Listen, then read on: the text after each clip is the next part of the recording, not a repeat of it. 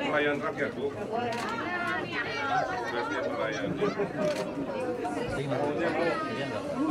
Mas izin, ayo. Sudah dapat. Sudah dapat. Teman-teman tolong gitu. Oke, tadi ya. Terutama program yang sudah diberikan untuk kedepannya, yaitu penambahan dana 200 juta untuk per tahun.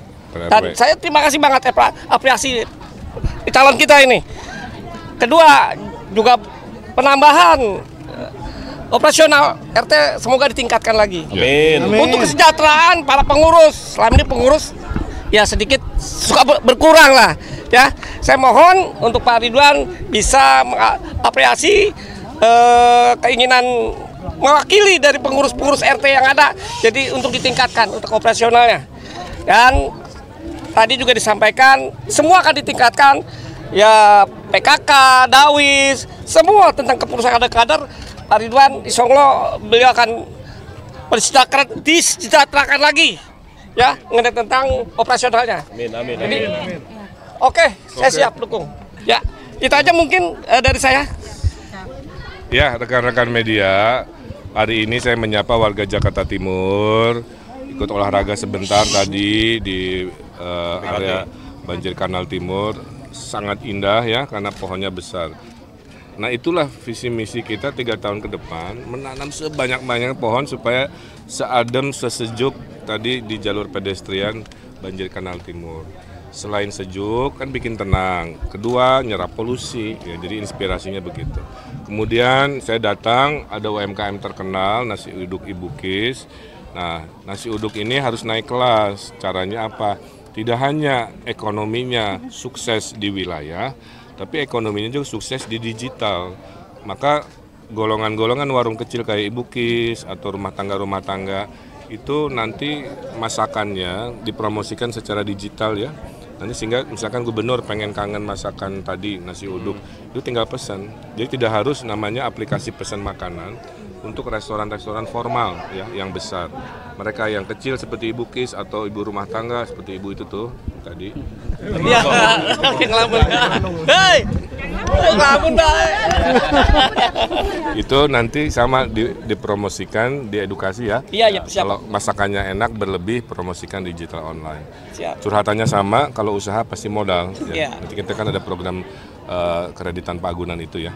Nah, kemudian curhatan level pengurus RT terbagi 2. Kesejahteraan RT, RW, Dawis, PKK memang akan dinaikkan, sudah dihitung. Ditambah ada program baru kan untuk menyelesaikan permasalahan di RT RW-nya. 1 miliar selama 5 tahun, beresin kebersihan, nggak boleh lagi kotor kan. Beresin persampahan, beresin kekumuhan. Kalau itu udah beres, nanti fokus bisa ke permodalan, ke kegiatan budaya dan lain-lain. Dikalikan 2.700 RW, logikanya Jakarta selama 5 tahun terjadi lompatan perubahan yang positif. Amin. Tadi juga nggak Kang soal kali di BKT ini menjadi salah satu yang mungkin wacana. Ya, salah satunya tadi ada masukan waktu zaman Pak Ahok itu pengerukan itu rutin. Nah, sekarang saya nggak lihat ada ekskavator ya, sehingga terjadi pendangkalan. Nah, harusnya BKT ini bisa lebih dalam lagi. Nanti kita sempurnakan SOP-nya ya. Oke. Tolong Pak RW berhadir Pak. Pak RW tolong Pak RW. Ya, nanti dikaji dulu ya. Gagasan itu kan datang dari zaman Pak Sutioso di rute-rute yang memungkinkan. Di mana yang memungkinkan itu masih dikaji. Tapi bahwa tapi dari 13 sungai ya itu itu kira-kira masih dikaji dari 13 itu mana yang memadai. Gagasannya tetap relevan, hanya satu atau berapa dari 13 masih dikaji. Kang, tadi kan di BKT ada jalur sepeda dan ini terkenal sebagai jalur sepeda terpanjang di Asia. Nah, kalau dari Kang RK, apakah di Jakarta akan menambah jalur sepeda juga di Jakarta atau gimana Kang? Semua ya, kita memotivasi, mengedukasi. Cuman jalur sepeda itu idealnya bukan sepeda rekreasi, idealnya itu sepeda yang commuting. Nah, itu yang jadi tantangan Kang. Karena kita tahu pada saat hari-hari kerja kan nggak rame. Betul. Ya. Kalau cuman sekadar jalur sepeda tapi tanpa dipakai saat hari kerja, nah kita meningkatkan edukasi lagi. Salah satu curhatan pesepeda contoh ya, Kang, gimana saya mau sepeda hari Senin Selasa, datang ke kantor lengket, nggak ada tempat mandi. Nah, kan berarti ada infrastruktur non jalur yang juga harus kita perbaiki selain mengedukasi. Jadi bukan sekadar rekreasional bicycling ya, tapi commuting bicycling. Oke ya, terima kasih Hatunun.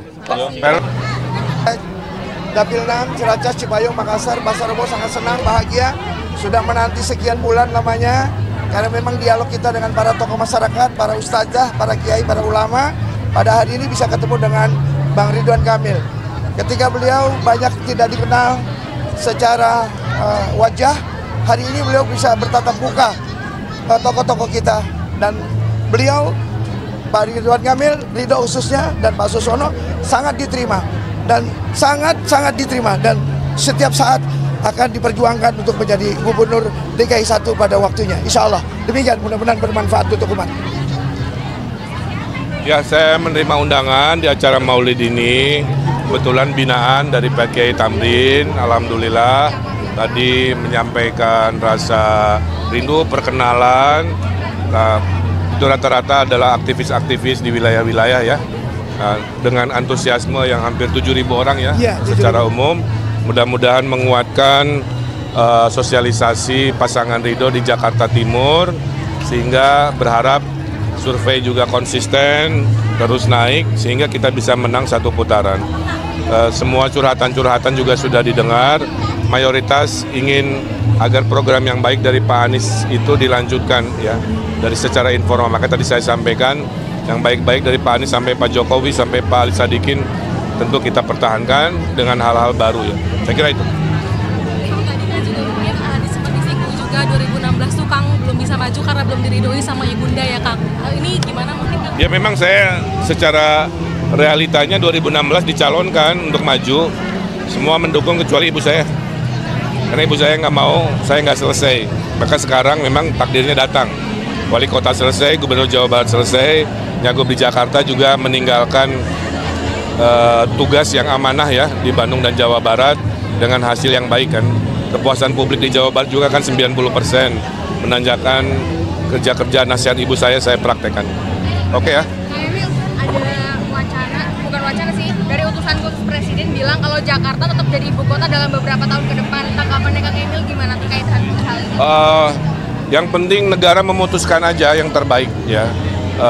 Kalau itu terbaiknya seperti itu kita terima, apapun kita dukung. Karena sebagai rakyat tentu kita harus paham dan mendukung apapun pemerintah pusat. Mau tetap IKN, mau namanya Twin City, silahkan diputuskan ya. Mudah-mudahan yang terbaik buat masyarakat. Oke ya. Kemarin Pak Hashim kembali mengingatkan soal permintaan para Prabowo agar Kang Emil ini membangun rumah yang ramah untuk Gen Z. Betul. Nah kalau dari Kang Emil sendiri sudah ada menggunakan pemerintah pusat, apakah ini proyek akan join atau dari Pemprov sendiri? Iya, Pak Prabowo itu menginginkan ada jutaan rumah-rumah baru di kota dan di desa. Ya etalasenya kan Jakarta, jadi pasti akan ada kombinasi dana APBN dan dana APBD untuk membangun warga Jakarta. Kan KTP-nya tertulisnya Pemerintah Provinsi DKI Jakarta Republik Indonesia. Artinya sebagian ditolong oleh pemerintah Provinsi DKI Jakarta, sebagian ditolong oleh pemerintah Republik Indonesia. Jadi artinya akan ada kolaborasi. Oke, makasih ya.